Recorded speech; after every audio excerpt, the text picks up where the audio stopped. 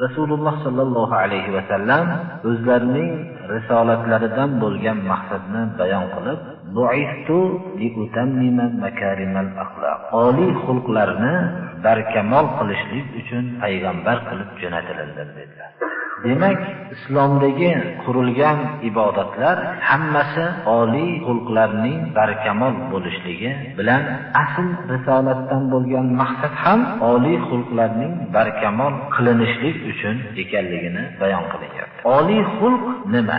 Oliy xulqlar qanday bo'lishligi kerak? Biror bir kishi o'zini ba'zi xulq deb nomlagan kishi tarixda eshitilgan ham emas, birov o'zini hozirda ham aytmaydi, buni bu yoqda ham aytmasa kerak. Alloh. Hech kim o'zini ba'zi xulq deb nomlamaydi. Men yomon xulq egasiman degan kishi tarixda ham o'tgan emas, hozirda ham yo'q, buni bu yoqda qiyomat kunigacha ham bo'lmasa kerak. Shuning uchun, demak, yer yuzidagi hamma odam axloqli odam bo'lib chiqadi. Agar odamlar o'lchoviga qo'yib qo'yadigan bo'lsak, birorta beadab, bexulq odam yo'q, hamma odam axloqli. Hamma odam hatto hayoti bo'yi hayoti davomida o'g'rilik bilan tiriklik o'tkazayotgan odam o'ziga falsafa qurib olgan. Hamma odam shirin uyquda istirohat qilayotgan vaqtida men mehnat qilib tashvishlar bilan topayotgan harakatim nima uchun bad axloqli bo'ladi? Nima uchun meni topgan pulim harom bo'lar ekan?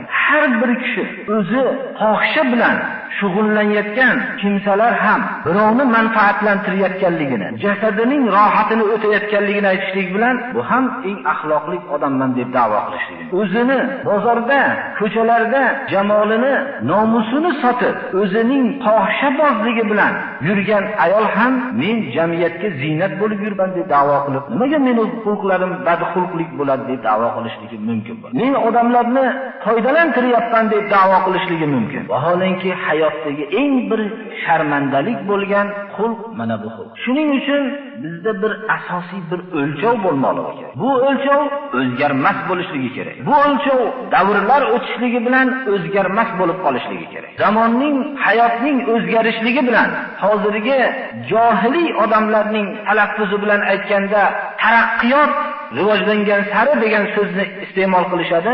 Bunday narsalar bilan o'zgarmas bo'ladigan bir o'lchov bo'lishligi kerak. Agar bu o'lchov bo'lmasa, bir davrda xulqli bo'lgan odamlar davrlar shu bilan badxulq odamlarga aylanishi mumkin. Tarixda o'zlaricha odamlarning manfaati uchun ishlagan odamlar keyingi davrda bular bir keraksiz bir jamiyatga zarar kunanda odamlar deb o'lchab qo'yilishligi mumkin. Nima uchun? O'lchov o'zgarishligi natijasida. Demak, bu yo'lga na mol, na harakat, na quvvat sarf qilinishligiga hojat yo'q bo'lib qoladi. Shuning uchun bu o'zgarmas o'lchov savol qilamiz nima?